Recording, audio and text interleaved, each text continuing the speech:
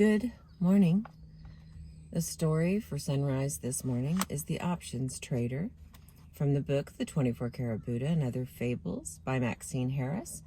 The publisher is the Sidran Institute Press out of Baltimore, Maryland. The Options Trader. Jacob was a most curious and engaging boy with a bright red hair and a quick smile. It was not unusual for his mother to find him talking with some traveler or merchant who was passing through their bustling village. After he finished helping his father in the fields, or assisting his mother with the pigs and chickens, Jacob would often sit by the road where the travelers journeyed with their horses and mules, carrying supplies to and from the town. Jacob would begin by asking the weary merchant to join him in a drink of cool well water from the bucket he carried with him. After the traveler had drunk his fill, Jacob would start to chatter about life in the village and to ask about what it was like to journey from town to town. But eventually, Jacob would ask the one question that was always on his mind. What is it that you need in order to be successful in life? "My, what a curious boy you are," began one robust merchant who was carting pots and pans on his 2 mules. "Most boys your age are interested in running in the fields or hunting birds and rabbits. Why is it that you ask such a serious question?" "Kind sir, I have plenty of time to run and play, but I am interested in more than fun and games." "And you seem like a man who has seen the world and understands the ways of success."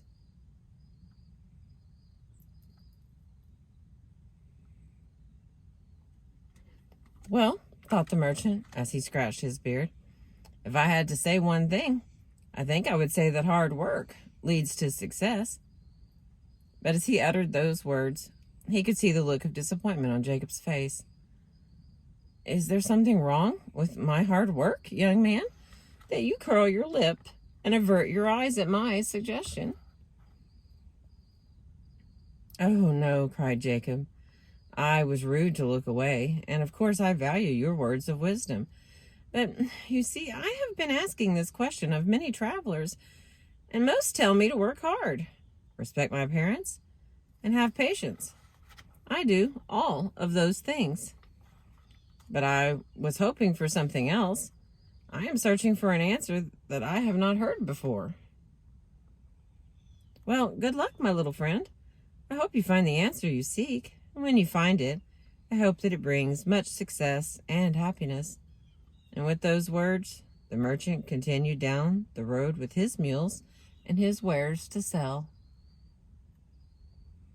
Time passed, and Jacob continued to ask questions and to search for the key to the successful life. One crisp fall day, he was sitting as usual by the side of the road when an old man riding a most noble stallion suddenly appeared. The man drew his horse to a stop and began asking Jacob about the town and the people who lived there. The two talked for quite a while, and the old gentleman told Jacob of his travels in the most entertaining and clever way. Eventually, Jacob decided that he would ask this traveler his all-important question. "Wise traveler," he began, "you have clearly seen much of the world and had many adventures. From your dress and your speech, I gather that you have been quite successful and have accomplished much in your life. Please tell me what it is that I will need in order to be successful in my life." "Why, that is simple," reflected the old man. "What you need to be successful in life is one thing that is really many things. You need options. Yes, indeed, options." "What are options?" asked Jacob, eager to understand the full meaning of the old man's words. "Well, they're infinite possibilities," mused the old man as he looked beyond the horizon and smiled.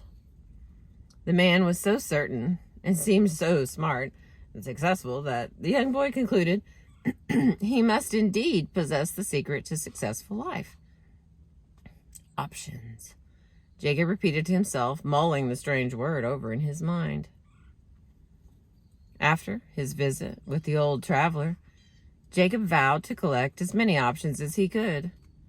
If he possessed infinite possibilities, then surely whenever an opportunity for a new venture or an unexpected challenge arose, Jacob would be prepared with just the right option. His success would be guaranteed. From that moment on, every time Jacob was presented with a choice or a possibility for some action, he would write each of his options down on a separate slip of paper and place the papers in one of his pockets. After a while, he had so many options that he did not have enough pockets to hold them all. So he took his options and placed them in a large burlap bag, as he carried his bag with him everywhere. After a while, people in the village could not remember a time when Jacob was without his bag of options. One day, a group of men from a far-off port arrived in the village, loaded with silks and jewels and all manner of treasures. The villagers gathered around these travelers, eager for stories of their exploits and for tales of how they found such an abundance of wealth.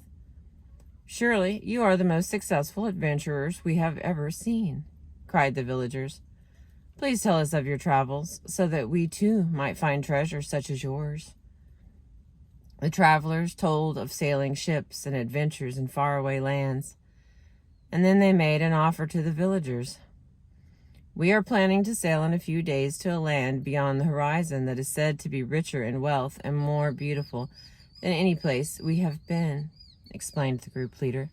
"We need several young, strong sailors to join us on our expedition. Each of those who come with us will receive a share of the riches we discover."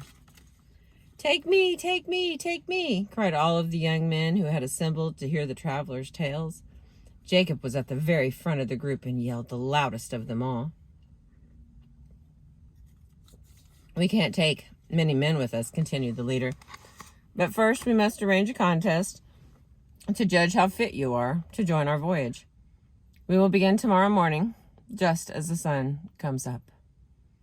All who are interested in becoming part of our group must meet at the edge of town.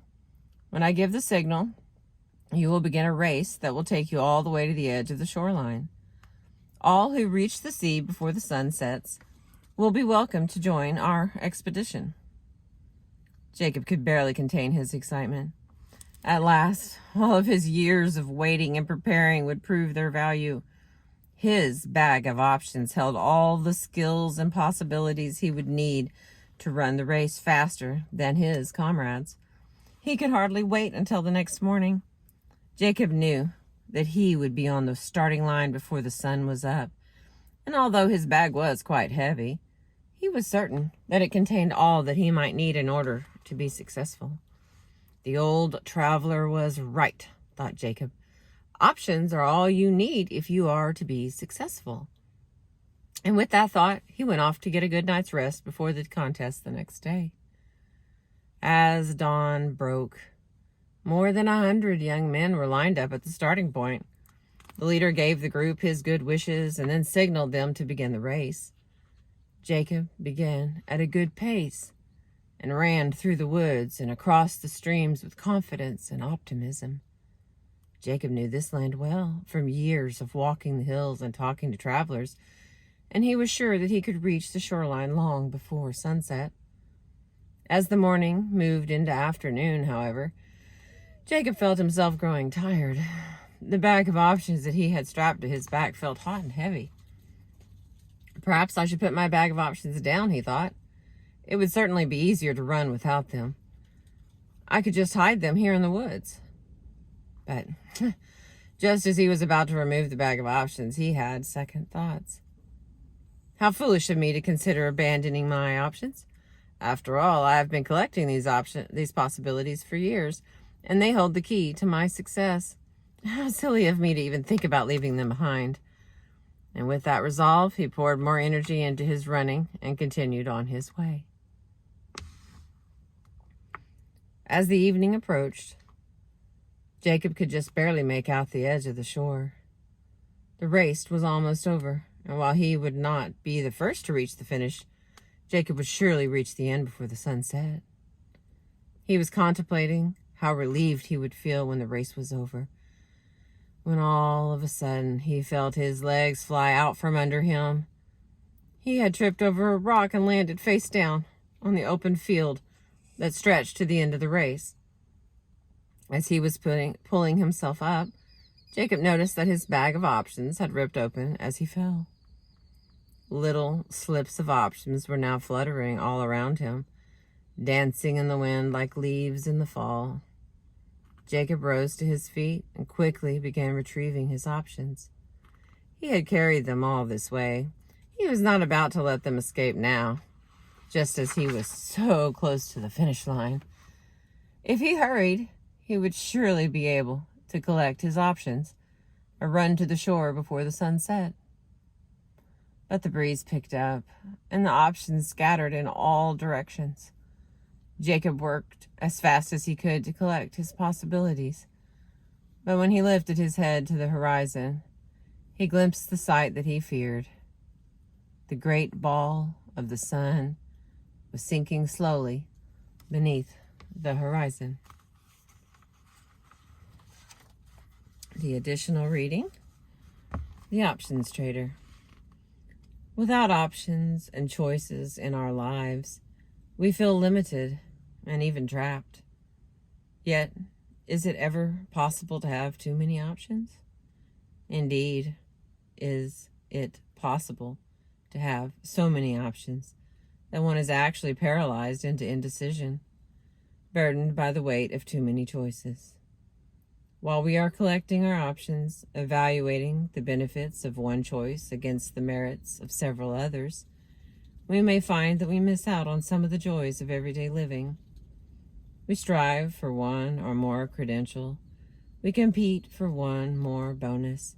We scheme to have one more date. And each time we tell ourselves that this additional opportunity will open the door to all that we seek in order to be truly happy. Yet while we are collecting and analyzing our options, real opportunities for adventure or just plain living may be overlooked. We need choices, of course, but ultimately we need to be able to make the best use of the choices we have. Thank you for listening this morning. And once again, I had my dogs Zorro and Wiley, so you might have heard a little snoring or some other kinds of dog sounds. I appreciate you for listening anyway. Have a beautiful day.